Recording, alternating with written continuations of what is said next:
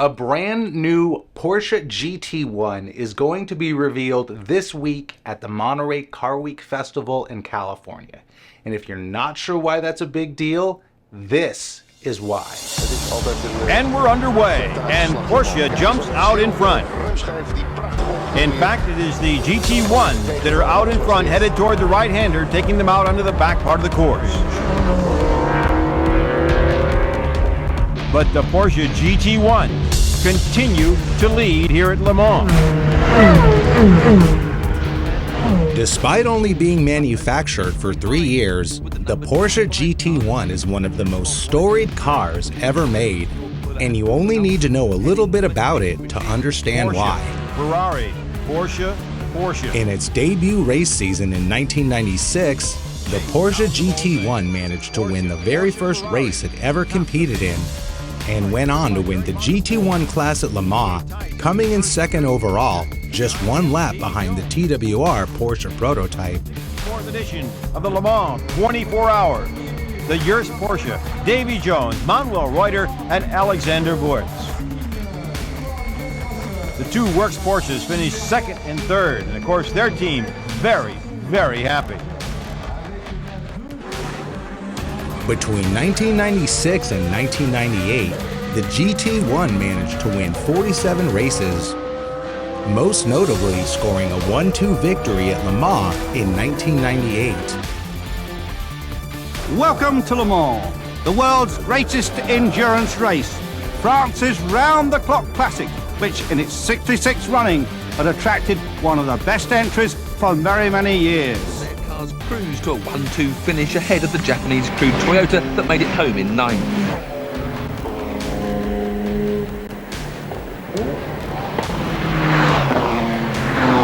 As the clock struck 2, the Porsche party was about to begin. Not a bad way to start the company's 50th anniversary celebrations. Good news for Germany and Britain.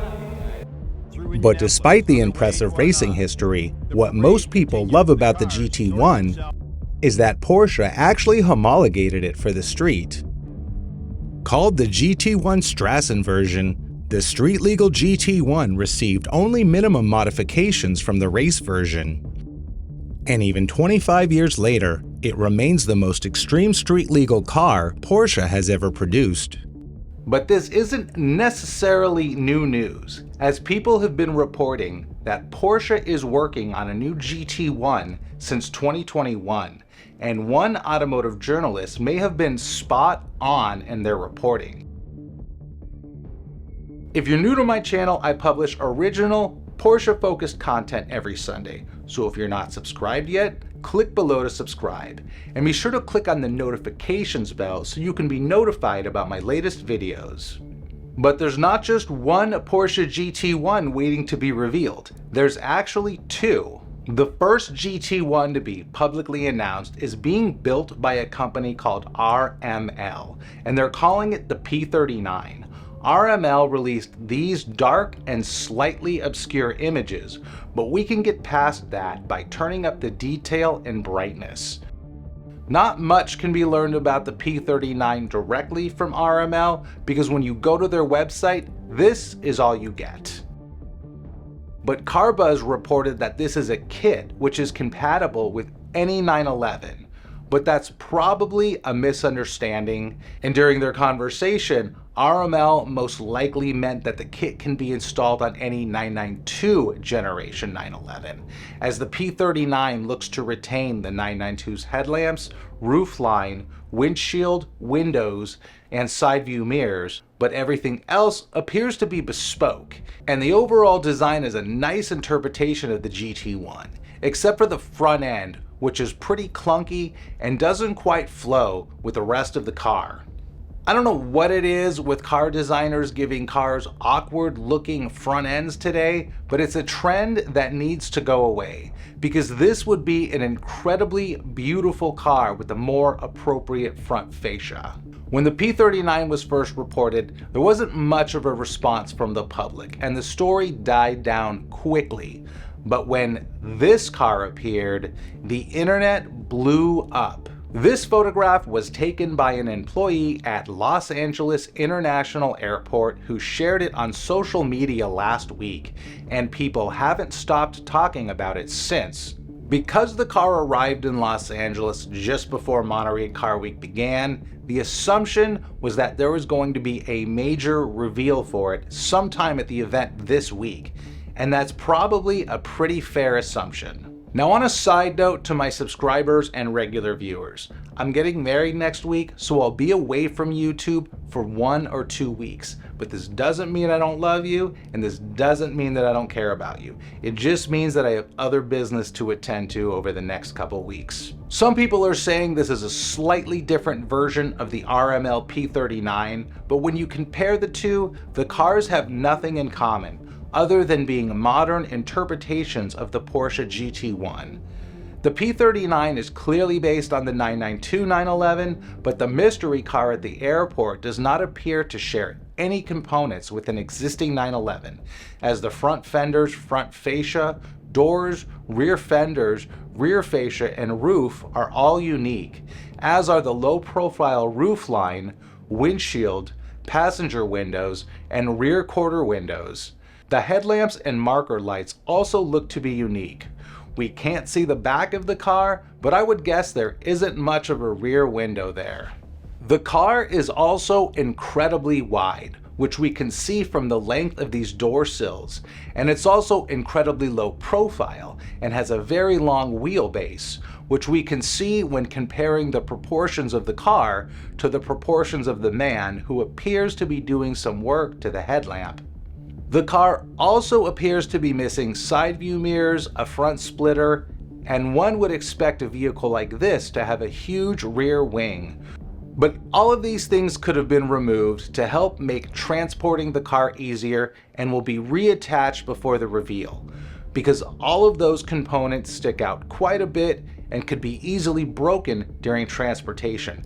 And look at this thing, it's huge. So where does this car come from?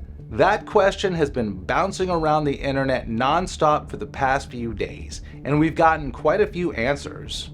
Newsbites has reported what we're all hoping to be true, that this new GT1 is a direct product of Porsche. Perhaps it's something in the vein of the retro 935-19, which was based on the GT2 RS, but this car doesn't look to be built on any existing vehicle. But maybe it could be based on the 918 Spider or Carrera GT, or, and I hope this isn't the case, it could be an original GT1 Strassen version resto mod. My first impression of the car led me to believe that it may not be from Porsche because of the wheels. Usually when Porsche makes an ultra high performance car like this, it shares the wheels of the current high performance GT cars. Additionally, these just don't look like wheels that Porsche would make, and surprisingly enough, they seem to have a 5-bolt pattern instead of center locks. But that may not necessarily mean anything, and these might just be wheels used for transporting the car. But if this car doesn't come from Porsche, then who produced it? The amount of work that went into this vehicle is staggering, as every piece is completely bespoke, and the chopped and lowered roof line is something that few companies are willing to do, as the new roof would need to adhere to very specific structural guidelines, and creating and fitting custom glass like these panes here is incredibly expensive and complicated, and again, something few companies are willing to do. There is another unfortunate possibility that I came up with, which is that this image is completely photoshopped and it's all just a hoax. I ran some searches to see if this is a doctored version of an existing photo, and from what I found, this does appear to be a completely original image. But you never know these days, those hoaxers can be crafty. But then yesterday, Tuttle Porsche released this.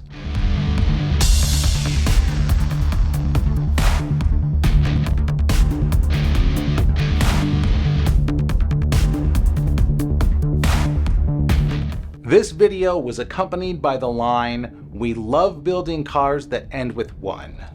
Now that's pretty vague, seeing as most of the cars Tuttle Porsche works on are 911s, but since we've already seen this picture, we know that they are referring to the GT1. This video about the GT1 Retro is brought to you by Porsche Art Prints by Arc Driver Automotive Photography. These unique Porsche art prints are a great way to improve the aesthetics in any room in your house, and a great way to help support this channel. They feature museum quality printing on heavy duty paper that has a partly glossy and partly matte finish. You can check out the entire collection by clicking on the link in the description below. If you're not familiar with Tuttle Porsche, they specialize in turning road-going 911s into off-road rally and race cars, and they also have provided support to some of Porsche's racing teams. They mostly work on air-cooled Porsches, but they'll modify pretty much any 911 you bring them.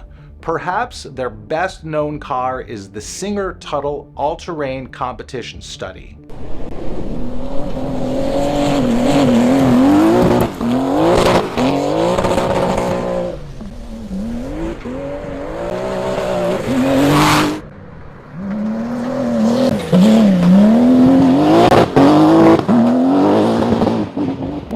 Now let's take a closer look at that video.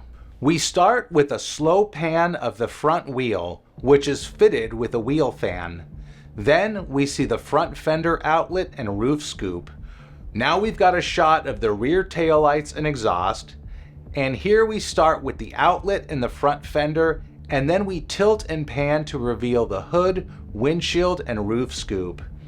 This video ends with the words Tuttle and flat. I'm not sure what flat can be in reference to. Maybe since most of their cars are off-road rally cars and this is a road car, the flat can be in reference to a flat surface road. It could also be in reference to Porsche's horizontally opposed flat six engines, but all of the cars they modify have horizontally opposed engines, so that wouldn't be anything new for them. So I'm not really sure what it references, but if you've got any ideas of what it can mean, let me know in the comments below. But one thing we do know is that this car is in good hands with Tuttle Porsche, as they have several decades of successful racing history under their belts, and I'm sure the GT1 will live up to its name. We're kind of in a strange time now where the coolest Porsches being made are coming from Porsche's partners. We've got this GT1 from Tuttle Porsche, and we've got the GT3 RS MR from Manthey Racing. I guess Porsche is more focused on the mass production cars, and they're letting their partners take the reins on the more high performance projects, which is something they've never done before. So we know that this car is an official Porsche product, but we don't know what chassis it's built on. Perhaps the Carrera GT or a completely bespoke carbon fiber chassis, but hopefully it's not an original GT1 resto mod. And we don't know what kind of engine it will be powered by. The original GT1 had a flat six engine, so I would imagine this will too. We've seen the tailpipe, so we know it's going to have an internal combustion engine and it's not going to be electric. And given Tuttle's history of cars, I would expect the new GT1 to be internal combustion only, and I think it's fair to assume it will have a manual transmission. We also don't know how much it's going to cost, but it's probably safe to say that this will be an extremely limited production car, and every example has already been spoken for. But the good news is that all of these questions will be answered in just a few days when the car is officially revealed. If you would like to see more videos about retro Porsches being brought into the modern age, check out this video about Rizvani's 992 based 935. Or if you would like to learn more about the incredible upcoming GT3 RS MR, check out this video. Thanks for watching, and for more Porsche videos that you cannot find anywhere else, click here to subscribe. And don't forget to check out my Porsche art prints, which are linked in the description below.